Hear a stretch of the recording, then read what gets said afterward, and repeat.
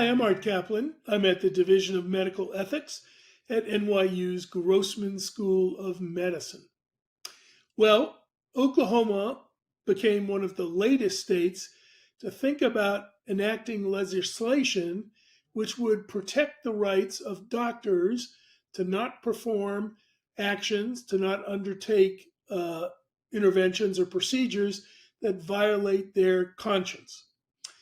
The Oklahoma statute, I'm going to give you a little reading of it, says the Medical Ethics Defense Act grants a medical practitioner, healthcare institution, or healthcare player, meaning a pharmacist, a nurse, or others, the ability to decline a medical procedure that a patient may need or want that violates their conscience. I am very, very unhappy with these broad statutes. Conscience is something that ought to be respected. There are a lot of situations where people do have obvious moral objections. There are many healthcare professionals who don't want anything to do with abortions. There are some healthcare professionals who don't want anything to do in states that have legalized it with medical assistance in dying, with helping terminally ill patients to die. There are certainly some medical practitioners who don't want anything to do with infertility treatments if they think embryos are going to be sacrificed. But remember, aside from those more familiar conscience issues, there are people who say, I don't want to be vaccinated because I think it's too risky. So as a matter of conscience, I don't want to follow an employment mandate to do this.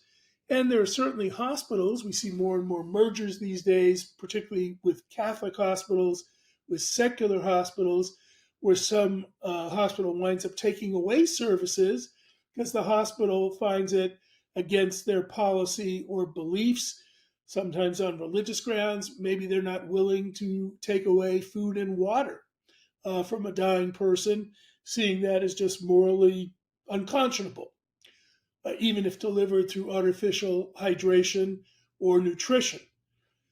At the end of the day, conscience is important, but it's not and can't be just a blanket permission to ignore patient needs and requests for legitimate, approved, standard of care therapies. Every person has a right to pursue their health. Patient interests in codes of ethics take precedence in the AMA code, in the internist ACP code, in all the codes I know, over healthcare professional rights. So while you may not have to do the procedure, and you may find you find yourself unwilling to fill the prescription for the emergency contraception as a pharmacist, the patient still has a right to know, well, what are my alternatives and where can I go? Not only do they have a right to know, I think they have a right to know it in writing. There should be information that says, we don't do this procedure here, but since it's legal, you could go there. And this is the address, and this is the phone number, and this is how you make contact. I know people would say still, I can't facilitate or participate in something I consider immoral, but that's a place where I think individual conscience and professional rights have to yield to patient best interest. Yes, it's one thing to say, as the Oklahoma statute does and many other state statutes do, you don't have to do this if it's a matter of conscience.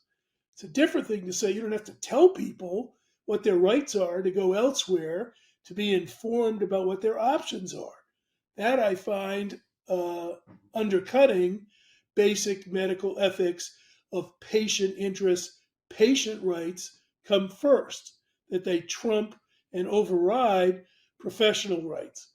The idea that I wouldn't vaccinate because it's against my conscience or some version of my religious belief should not exempt me from the obligation I have not to make my patients sick.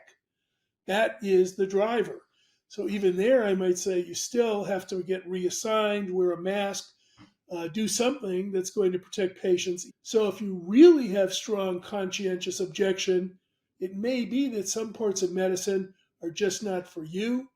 If you do have conscientious objection, or your institution does, you better make it clear to somebody seeking services early what those limits are.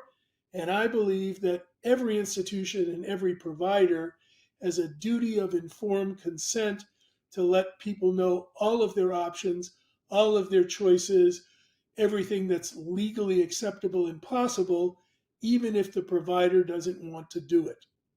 I'm Art Caplan at the Division of Medical Ethics at the NYU Grossman School of Medicine.